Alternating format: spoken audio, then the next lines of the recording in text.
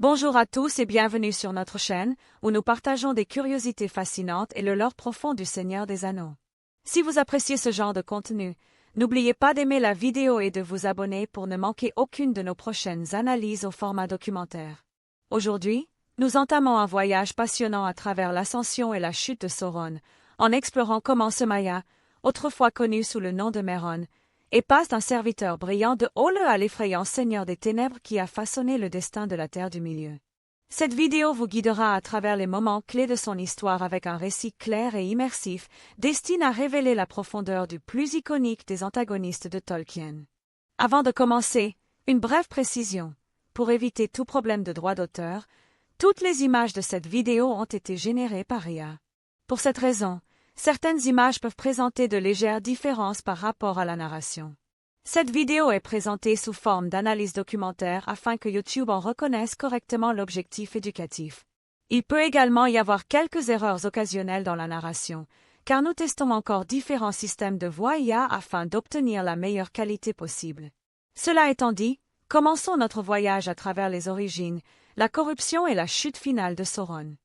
Aux premiers Aegis d'Arda, bien avant que l'obscurité ne prenne forme en Terre du Milieu, Méron vivait comme un Maya pur et discipline. Créé par Eru Ilúvatar, les Mayars avaient pour rôle de guider la formation du monde sous la direction des Valar, et Méron se distinguait parmi eux par son talent remarquable. Sous l'enseignement de Olë, il devint un maître de l'artisanat, de la structure et du design parfait. Son dévouement envers l'ordre le rendait admirable, mais ouvrait aussi la voie à sa chute. Son désir de perfection, poussé à l'extrême, créa une faiblesse qui serait plus tard exploitée. C'est cette quête d'ordre absolu qui attira l'attention de Morgoth, le plus puissant des Valar et le premier à sombrer totalement dans le mal. Morgoth recherchait la domination de toute la création, voulant tout plier à sa volonté. Pour Méron, qui valorisait la précision et le contrôle, l'autorité de Morgoth semblait une voie vers le monde parfait qu'il imaginait. Peu à peu, séduit par cette promesse, il commença à servir Morgoth en secret. Au début, Méron continuait de marcher librement parmi les Mayars, cachant sa fidélité changeante. Mais à mesure que la puissance de Morgoth grandissait et que de nouvelles forteresses sombres apparaissaient en Terre du Milieu, Méron abandonna toute apparence et se rallia ouvertement à lui. Dès lors, le nom de Méron s'effaça, remplacé par l'être qui deviendrait redoute à travers tous les Aegis, Sauron. Comme lieutenant de Morgoth, Sauron s'éleva rapidement. Il commandait de vastes armées, supervisait la terrifiante forteresse d'Angband et devint l'une des plus grandes menaces jamais affrontées par les peuples libres. Des régions entières tombèrent sous l'ombre combinée de Morgoth et Sauron. Mais les ténèbres ne restent jamais sans opposition. Avec le temps, une alliance d'elfes, d'hommes et même de forces divines se leva contre Morgoth dans une guerre dévastatrice. Après sa défaite et son bannissement dans le vide, Sauron refusa de se soumettre au jugement. Il s'enfuit et se cacha, attendant le moment idéal pour revenir. Pendant des siècles, il demeura invisible. Pourtant, son ambition ne s'éteignit jamais. Finalement, il réapparut et choisit Mordor comme base de son retour. Là, il commença à construire la Tour Sombre, préparant une nouvelle ère de conquête. Après des siècles passés dans l'ombre, Sauron reconstruisit lentement sa force et son ambition. Avec la disparition de Morgoth, il chercha à s'approprier la Terre du Milieu et à la modeler selon sa vision rigide d'ordre et de domination. Choisissant les terres rudes et volcaniques de Mordor, il entreprit la construction de la Tour Sombre, posant les fondations de sa nouvelle ère de contrôle. Mais la force brute ne suffirait pas à assurer sa victoire, alors il imagina une stratégie fondée sur la tromperie. Prenant une apparence noble et bienveillante, il se nomma lui-même Annatar, le Seigneur des Dons. Sous ce masque, il approcha les elfes en leur promettant sagesse et guidance. Certains, comme Géaladriel et Elrond, se méfiaient de lui dès le début, percevant une présence troublante sous son charme. Mais d'autres accueillirent volontiers son savoir, en particulier Celebrimbor des régions, un forgeron d'une habileté extraordinaire, rivalisant avec les plus grands artisans elfiques. Annatar apporta des connaissances qui semblaient inestimables, et ensemble, Celebrimbor et les forgerons elfes créèrent de puissants artefacts capables de canaliser des magies anciennes. De cette collaboration naquirent les anneaux de pouvoir. Celebrimbor forgea seul les 3 anneaux, sans aucune influence directe de Sauron. Mais les 16 autres furent façonnés sous la direction d'Annatar, subtilement corrompus par ses intentions secrètes. Le véritable plan de Sauron se révélait au monde destin, où il forgea en secret l'anneau unique, un anneau maître destiné à dominer tous les autres. Lorsqu'il le passa à son doigt, les elfes percevirent immédiatement sa trahison et retirèrent leurs anneaux pour échapper à son contrôle. Fou de rage, Sauron lança une attaque brutale contre les régions et détruisit bon nombre de ses forteresses lors d'une guerre dévastatrice. Il saisit les 16 anneaux, mais les 3, destinés aux plus grands seigneurs elfes, lui échappèrent. Sauron distribua ensuite les anneaux vol aux nains et aux 9 hommes. Les nains résistèrent à l'asservissement total, même si l'avidité germa dans leur cœur, mais les hommes y succombèrent entièrement. Ces 9 devinrent les terrifiants Nazgûl, des spectres liés à jamais à la volonté de Sauron. Avec l'anneau unique en sa possession et de nouveaux serviteurs sous ses ordres, Sauron étendit son influence sur toute la Terre du Milieu, préparant une conquête qui marquerait les Edgis à venir. La puissance de Sauron s'étendit rapidement lorsque les 9 hommes ayant accepté ces anneaux tombèrent complètement sous son influence, se transformant en terrifiants Nazgûl. Leur passage à l'état de spectre marqua un tournant décisif, offrant à Sauron des serviteurs immatériels capables d'étendre sa volonté sur de grandes distances. Pourtant, même avec ses alliés redoutables, la victoire était loin d'être assurée. Les elfes continuaient à lui résister farouchement, refusant de céder leurs 3 anneaux malgré les lourdes pertes et les dévastations subies dans leur royaume. Sauron les pressa sans relâche, déterminé à briser leur force une bonne fois pour toutes. Mais une puissance inattendue entra bientôt en guerre, les hommes de Númenor. Ces redoutables marins, descendants de héros anciens, n'avaient pas été corrompus par Sauron. Lorsqu'ils arrivèrent en Terre du Milieu, leurs armées et leurs immenses flottes écrasèrent ses forces avec facilité. Aux côtes des elfes, ils vainquirent Sauron en bataille ouverte, le laissant à Cul sans aucune issue. Vaincu, le porteur de l'anneau unique fut capturé et emporté prisonnier vers l'île royaume de Númenor.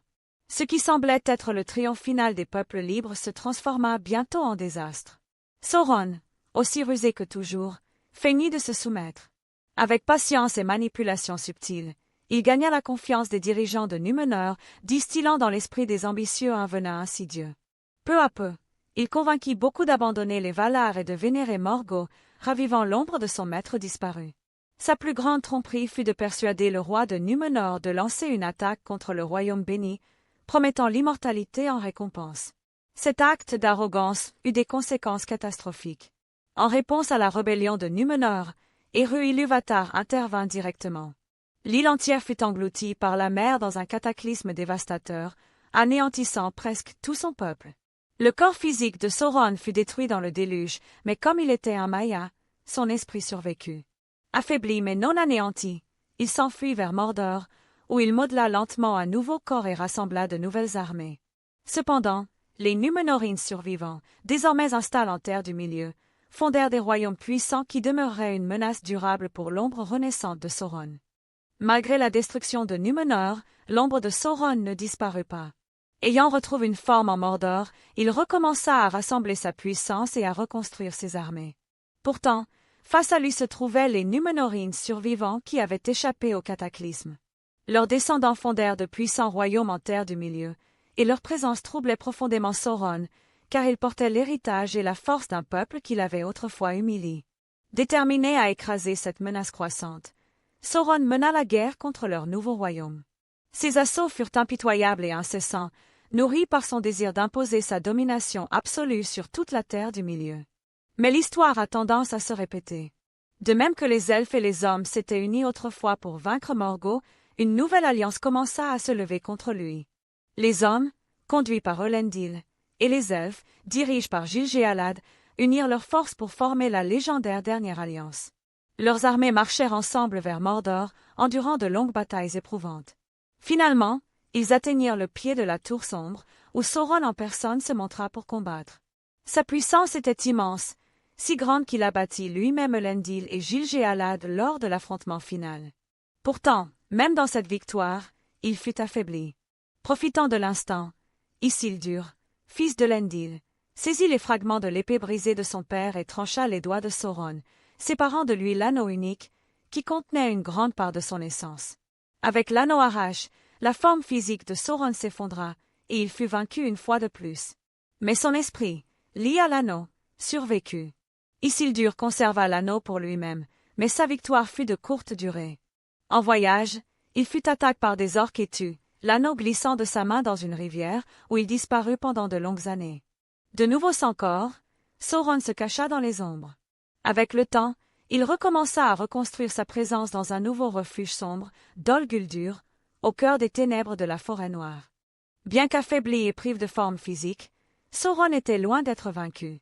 Son esprit retourna en terre du milieu et s'installa dans la sombre forteresse de Dol Guldur, cachée au cœur de la forêt noire.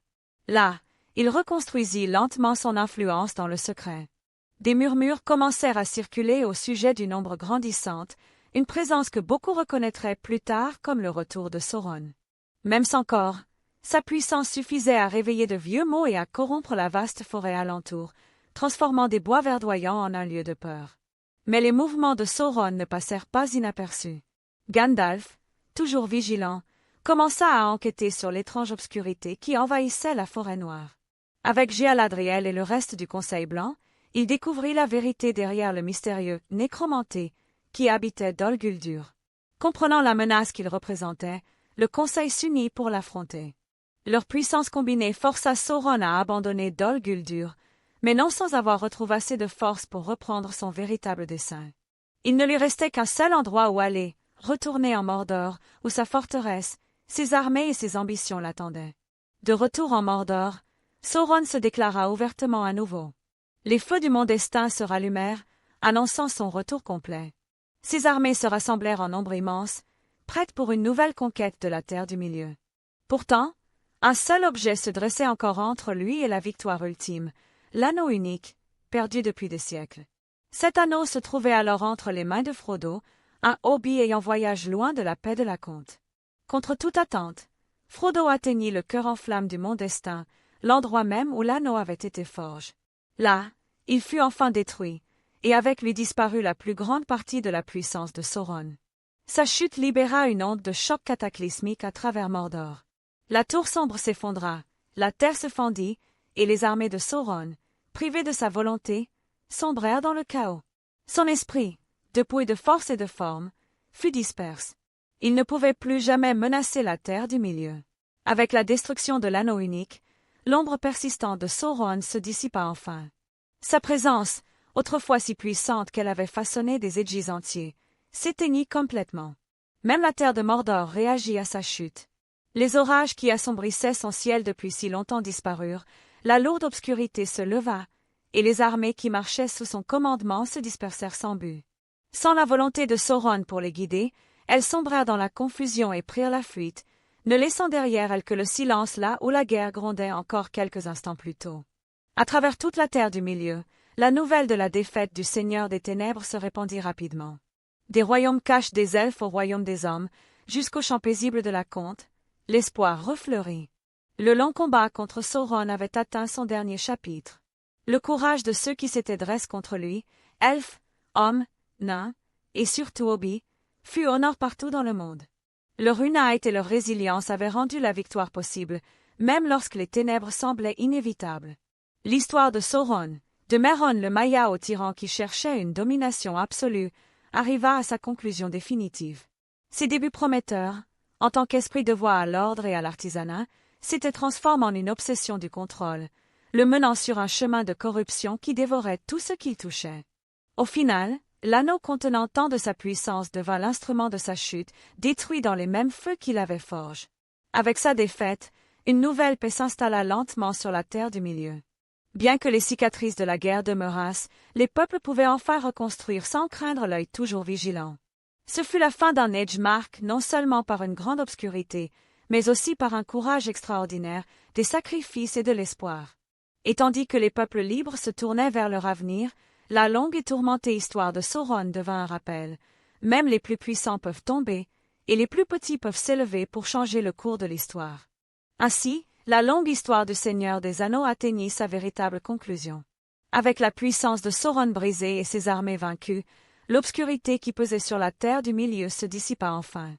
Même les terres arides de Mordor tremblèrent sous la force de sa chute, comme si la terre elle-même reconnaissait la fin d'un âge façonné par la peur et la tyrannie. Ce qui restait de ses vastes forces s'effondra sans sa volonté pour les guider, ne laissant derrière elle que le silence là où la guerre grondait encore quelques instants auparavant. À travers les terres des peuples libres, la nouvelle de la défaite du Seigneur des Ténèbres se répandit rapidement. Des salles scintillantes des elfes au grand royaume des hommes, jusqu'aux champs paisibles de la Comte, l'espoir refleurit. Le long combat avait été douloureux, mais le courage des elfes, des hommes, des nains et surtout des hobbits avait renversé le cours de l'histoire. Leur détermination, souvent discrète, souvent inattendue, s'était révélée plus forte que les siècles de domination de Sauron.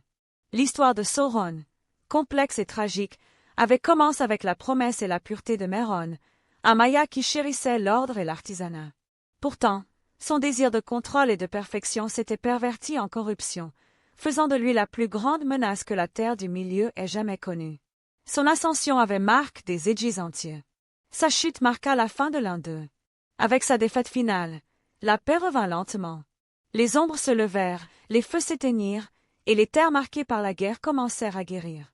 Les peuples libres, enfin délivrés de l'œil qui les surveillait sans cesse, purent reconstruire et envisager un avenir libéré de la tyrannie de Sauron. Et pour tous ceux qui entendirent ce récit, une question demeurait: quelle partie du long et tumultueux parcours de Sauron fut la plus marquante ou la plus significative? Son ascension? Sa tromperie? Sa chute? Tolkien a façonné un monde riche et profond, où lumière et ombre s'entrelacent, et l'histoire de Sauron reste l'un de ses rappels les plus puissants de la façon dont l'ambition peut façonner ou détruire. La Terre du Milieu entra alors dans un nouvel âge, portant avec elle la mémoire de l'ascension du Seigneur des Ténèbres et l'espoir né de sa chute.